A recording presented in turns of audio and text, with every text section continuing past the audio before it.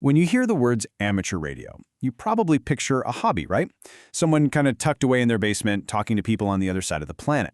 But today, we're going to look at it from a totally different angle. Not as a pastime, but as an absolutely critical piece of emergency infrastructure. One that kicks into gear when our modern digital world suddenly goes quiet. I mean, think about it. It's the one number we all trust will just work. You pick up your phone, you dial, and help is on its way. But what if it isn't? What if there's no cell signal, no internet, nothing? This isn't some what if from a disaster movie. It's a terrifying reality that communities have had to face.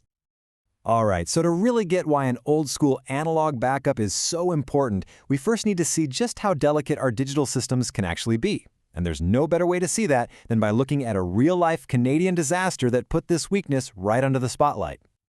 That quote, it's just chilling. It's from Lyle Donovan, who's not only a paramedic, but also the emergency management coordinator for Victoria County, Nova Scotia. He's talking about the morning after post-tropical storm Fiona slammed the coast back in September 2022. The wind had died down, but a new, quieter crisis was just beginning. So here's how it all went down. It was a terrifying cascade of failures. First, Fiona hits and knocks out the power. Okay, that happens. But then, because the cell towers don't have power, they go down too. No cell service, no internet. The whole region was plunged into a communications blackout.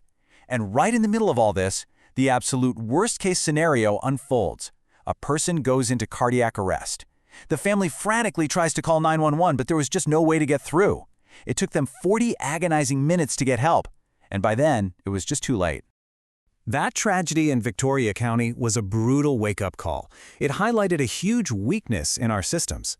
But it also sparked a new wave of interest in a much older, more rugged technology, a system that doesn't need any of the complex stuff that had just failed so spectacularly.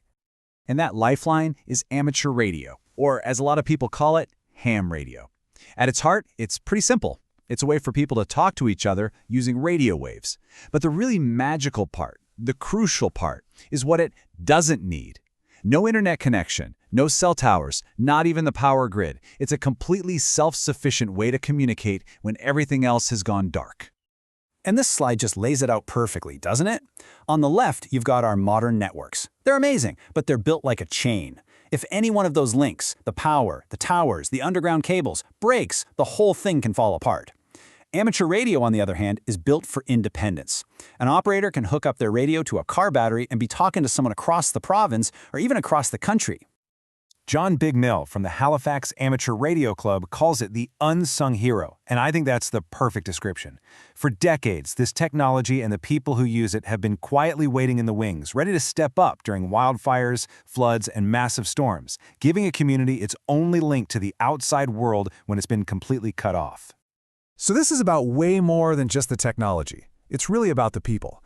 We're talking about a highly organized, well-trained, and totally dedicated network of volunteers all across Canada who are ready to use this tech to serve their communities. After all, the best radio in the world is just a box without a skilled person to operate it. And the key organization here is the Amateur Radio Emergency Service, or AIRS for short. In Canada, it's sponsored by the national group Radio Amateurs of Canada.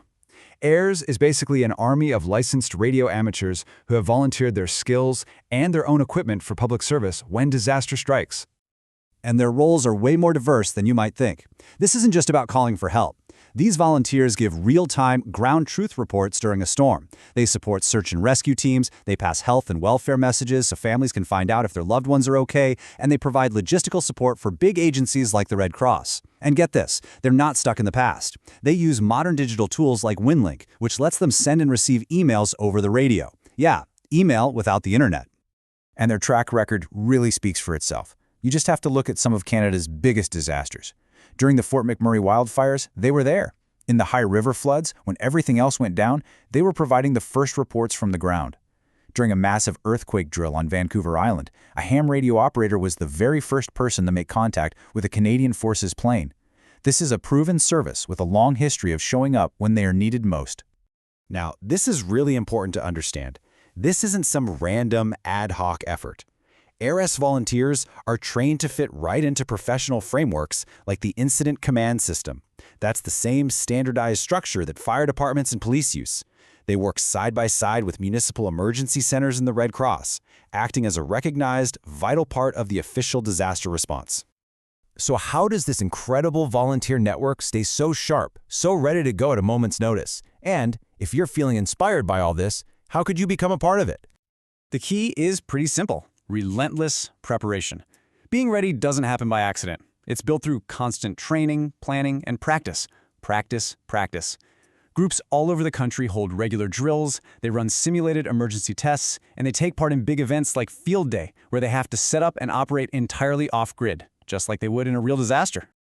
So for anyone out there listening who wants to be part of the solution, the path is actually really straightforward. It all starts by reaching out to Radio Amateurs of Canada. They can connect you with your local AIRS group or radio club. From there, it's all about just getting involved, joining in on drills to build your skills, and even taking advanced training to become an even more valuable emergency communicator. Which brings us right back to that first big question.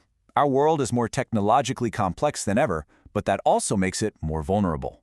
When the screens go dark, when the internet fails, and when the cell towers fall silent, this explainer shows us there is a dedicated, passionate, and skilled group of volunteers keeping an analog lifeline open.